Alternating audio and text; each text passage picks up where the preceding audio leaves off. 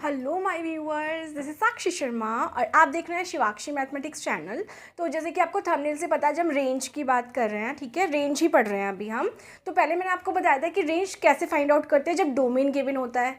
फिर हमने पढ़ा था कि जब डोमेन गिवन नहीं होता तो रेंज कैसे फाइंड आउट करते हैं, जनरली रेशनल नंबर की।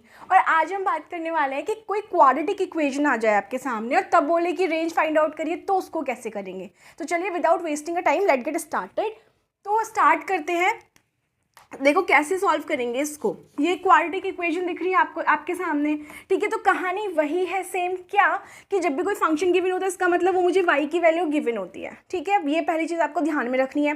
दूसरी चीज़ आपको क्या ध्यान रखनी है जब हमें रेंज फाइंड आउट करनी होती है, कि जो भी ये x की टर्म मुझे दिख रही है ना क्वेश्चन में, ये मुझे y में कन्वर्ट करना है, ठीक है।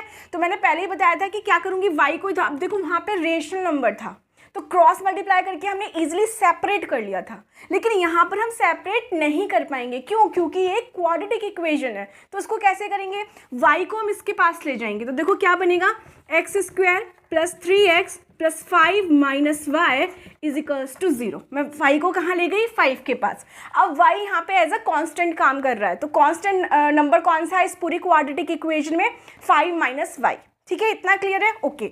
अब देखो ये x के टर्म में क्वेश्चन बन गया। ये जो क्वाड्रेटिक इक्वेशन है x के टर्म में दिख रही है मुझे, ठीक है। तो यहाँ से हमें x की वैल्यू निकालनी है। पीछे भी हमने क्या किया था, y की वैल्यू गिवन थी, उसमें से हमने x की वैल्यू निकाली थी। तो यहाँ भी हम क्या करेंगे, x की वैल्यू निकालेंगे। लेकिन बेटा क्योंकि ये क्वाड्रेटिक इक्वेशन है तो कैसे निकालेंगे x की वैल्यू, x की वैल्यू हम निकालेंगे यहाँ पे डिस्क्रिमिनेंट फॉर्मूले से।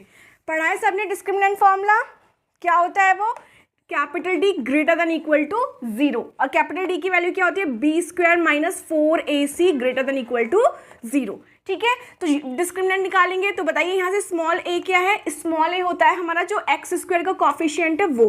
तो ये हो गया कितना, 1। एक्स स्क्वायर का कॉफिशिएंट कितना है यहाँ पर, 1। b कितना होता है बेटा हमारा, जो x का कॉफिशिएंट होता है कितना है, 3।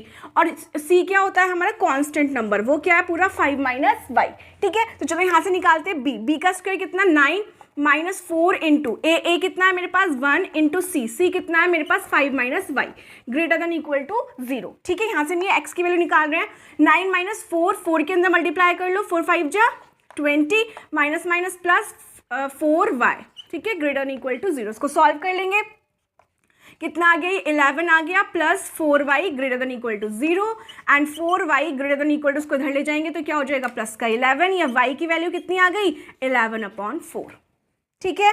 इतना समझ में आया आपको। जब भी आपको कोई क्वाड्रेटिक इक्वेशन गिवन होगी तो हम क्या करेंगे, वहाँ से हमें x, उस पूरी x की टर्म को y में कन्वर्ट करना होता है। लेकिन मैंने देखा यहाँ पे मैं नहीं कर सकती क्योंकि ये क्वाड्रेटिक इक्वेशन है, ठीक है। तो मैं क्या करूँगी, इसको एक्स स्क्वायर की क्वाड्रेटिक इक्वेशन बना के, मतलब y को इधर ले जाके फिर मैं डिस्क्रिमिनेंट निकालेंगे। डिस्क्रिमिनेंट निकालने का फॉर्मूला क्या होता है, B square minus 4ac greater than equal to 0, ठीक है। वही हमने यहाँ पे लगा दिया, पुट कर दी, सारी वैल्यूज हमने पुट कर दी। अब क्या करेंगे, अब रेंज कैसे निकालेंगे। तो बेटा ये जो 11/4 आया है, y क्या होती है हमारी रेंज, ठीक है। अब ये जो y की वैल्यू है ये हमसे क्या कह रही है, जो रेंज होगी वो 11/4 से बड़ी होगी, ठीक है। तो फिर से क्या करिए, एक नंबर लाइन बना लीजिए। रेंज निकालने के लिए हम एक नंबर लाइन बना लेंगे, ये बन गई एक नंबर लाइन, ठीक है। तो ये जो वैल्यू है इसको बिठा दो यहाँ पे 11/4। अब ये ग्रेटर देन इक्वल है तो मैंने बताया था डॉट लेंगे यहाँ पे, ठीक है, यानी कि इसको हम इंक्लूड करेंगे। और इक्वल का मतलब क्या है कि किसकी तरफ जा रही है, प्लस इनफाइनाइट। तो मैं कह सकती हूँ कि मेरी रेंज क्या आ जाएगी, रेंज बिलोंग्स टू कितना, 11/4। और यहाँ पे क्या लगाऊंगी, क्लोज्ड इंटरवल। क्यों, क्योंकि यहाँ पे पॉइंट आ रहा है, यानी कि क्योंकि यहाँ पे इक्वल है, ठीक है। तो इसलिए यहाँ पे क्या लग गया, क्लोज इंटरवल, कॉमा, कहाँ तक जा रहा है ये, इनफाइनाइट तक। और यही हमारी क्या हो गई, रेंज हो गई, ठीक है। तो इस तरीके के क्वाड्रेटिक इक्वेशन को सॉल्व करेंगे। आई होप आपको क्वेश्चन समझ में आया होगा। जिसको स्पीड की प्रॉब्लम है वो आगे करके देख सकता है, ठीक है, स्पीड बढ़ाकर देख सकता है, और कुछ समझ में ना आए तो पीछे करके भी देख सकता है, ठीक है। कल फिर मिलेंगे, कल हम ग्राफ पढ़ेंगे, कुछ मॉड के बारे में बातें करेंगे, ठीक है। तब तक के लिए बाय बाय, टेक केयर।